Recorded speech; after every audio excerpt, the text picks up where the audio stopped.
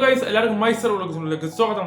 സ്വാഗതം ഗൈസ്. അപ്പൊ ഞാൻ വ്ളോഗ് ചെയ്യാനോ സിനിമയുടെ റിവ്യൂ വരാമെന്നല്ല എത്തിയിരിക്കുന്നത് ഗൈസ്, പ്രതികരിക്കാൻ എത്തിയിരിക്കുകയാണ് ഗൈസ്. ഒരു ഫോട്ടോ കാണിച്ചത് കണ്ടേ ഗൈസ്, നമ്മളെ കോഴിക്കോട് അരിയടുത്ത് പാലത്തിന് അവിടെ ഉണ്ടായ ഒരു ആക്സിഡന്റ് ഉണ്ടായിരുന്നു. ഒരു ബസ് മരണപ്പാർച്ചില് പാങ്ങി ഒരു ബൈക്കുമ്പോൾ കൊണ്ടിടിച്ചു.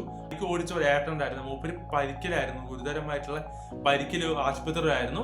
മൂപ്പര് ഇന്ന് മരിച്ചു ഗൈസ്. എന്താ നമ്മളെ കേരളത്തിന്റെ സ്ഥിതി? കേരളത്തിൽ എന്തൊക്കെ നടക്കുന്ന ഗൈസ്? ഈ കൊച്ചു കേരളത്തിൽ എന്തൊക്കെ നടക്കുന്നു ഗൈസ്? ഇതുപോലത്തെ പ്രൈവറ്റ് ബസ്സുകളുടെ ലൈസൻസ് റദ്ദാക്കണം ഗൈസ്, എനിക്ക് പറയാനുള്ളത് കേട്ടോ. ഇത് കേരള സർക്കാർ ഗൈസ് ഇതിന് എതിരെ നടപടി എടുത്തേ പറ്റൂ ഗൈസ്. കഴിഞ്ഞ ദിവസം ഞാൻ എന്റെ അമ്മയും സ്കൂട്ടറിൽ വരുമ്പോൾ ഒരു പ്രൈവറ്റ് ബസ് ഇടിച്ചു കൊല്ലാൻ നോക്കി ഗൈസ്.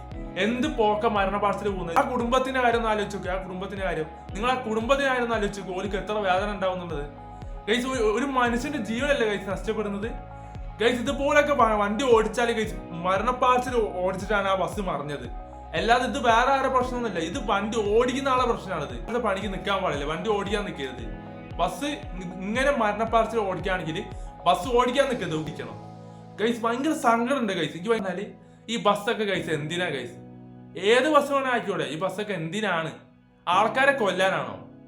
ആണോ ഗൈസ്? ചെറിയ കുട്ടികൾ മുതൽ എല്ലാ മക്കളും പോകുന്നില്ല. രാവിലെ എത്ര കുട്ടികൾ പോകുന്നുണ്ടാവും? സ്കൂളിലായാലും ജോലിക്കായാലും എത്ര ആൾക്കാർ പോകും? അപ്പൊ ഇതുപോലത്തെ പ്രൈവറ്റ് ബസ് ഇങ്ങനെ ഇടിച്ചിടിച്ച് പോകുന്ന അവസ്ഥ എന്തായിരിക്കും ഗൈസ്? എനിക്കിതേ പറയാനുള്ളൂ. ഇനി ഇതുപോലെ മരണപ്പാച്ചിൽ ഓടിക്കുന്ന ലൈസൻസ് റദ്ദാക്കണം. വണ്ടി ഓടിക്കുന്ന ആൾക്കാരെ ലൈസൻസ് റദ്ദാക്കണം. പിന്നെ ഇതിനെതിരെ നല്ല അടിപൊളി നടപടി എടുത്തേ പറ്റൂ ഗൈസ്. എനിക്ക് അതാ പറയാനുള്ളൂ കേട്ടോ. ആരായാലും ഗൈസ്, ഇപ്പോ നമ്മളെ സർക്കാരായാലും ഈ സർക്കാരിനോട് പറയാനുള്ളത്, സർക്കാരിനോട് എനിക്ക് പറയാനുള്ളത്, ഈ ഇങ്ങനെ ബസ്സൊക്കെ ഓടിച്ച് മരണപ്പാർച്ചിലൊക്കെ പാഞ്ഞാല് ഒരുപാട് മനുഷ്യന്മാരെ ജീവനെ നഷ്ടപ്പെടുന്നത്. ഓക്കെ, അതിന് കാരണക്കാരി വേറെ ആരും ആയിരിക്കില്ല, ബസ് ഓടിക്കുന്ന ആളായിരിക്കും കേട്ടോ. പക്ഷെ ഓലിക്ക് പ്രശ്നമില്ല, ഓലി ഇടിച്ചിട്ടാ എന്ത് പ്രശ്നം? പക്ഷെ ജീവൻ പോകുന്നത് നമ്മളതാണ്.